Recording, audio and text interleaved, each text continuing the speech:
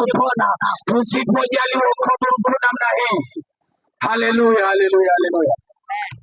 Unaweza ukawa unafanya dhambi, unaweza ukaishi maisha yoyote tu unaofikiri, ukawa mlevi, ukawa ni mzinzi, ukawa ni mtu ambaye unachukua vitu vya watu bila taarifa, yaani unaiba vitu vya watu na unaona ni mtindo wa maisha, na pengine huenda kwa kazi kama hizo zimekupa chakula, huenda kwa kazi kama hizo zimesomesha watoto wako, na huenda kwa kazi kama hizo zimekupa kujenga, huenda kwa kazi kama hizo zimekupa kununua gari, lakini subiri nikwambie, dhambi huwa na faida, dhambi ina faida.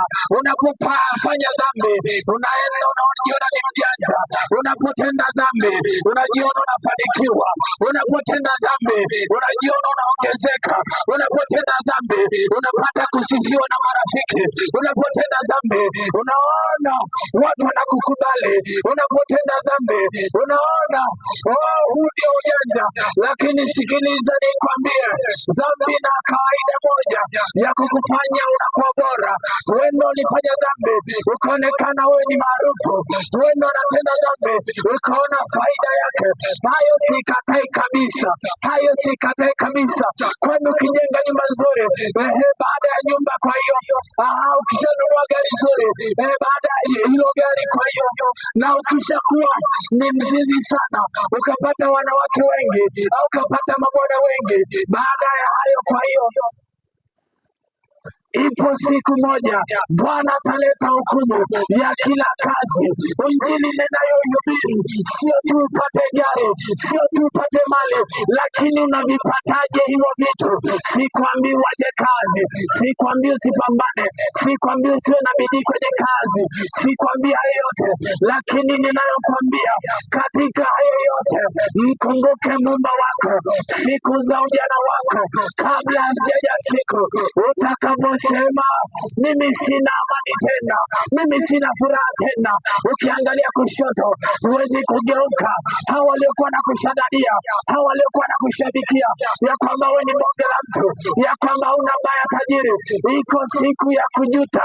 Utakuwa peke yako na Muumba wako, ndipo utakaposema laiti ningejali sauti ya Bwana yule, laiti ningejali siku ya wokovu wangu, laiti ningejali kumsikiliza yule mtu, laiti ningejali nikaisalimisha roho yangu, laiti ningejali ningeacha mke wa mtu, laiti ningejali ningeacha uchawi, laiti ningejali ningeacha uzinzi, laiti ningejali ningempata Yesu.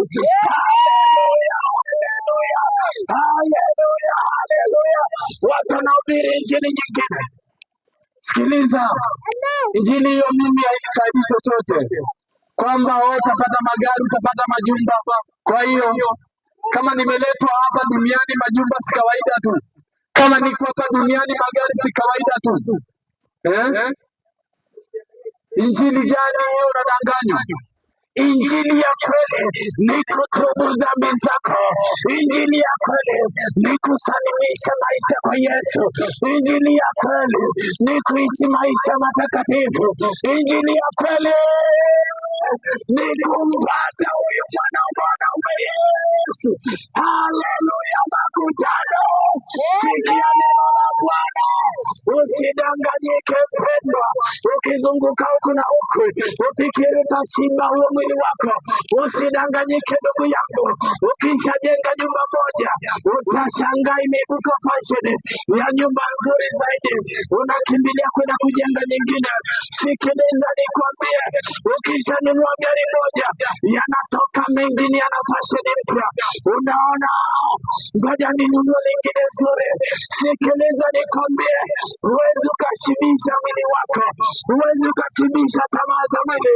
Ukishapata mke unasema huyu mama nani, mbona kama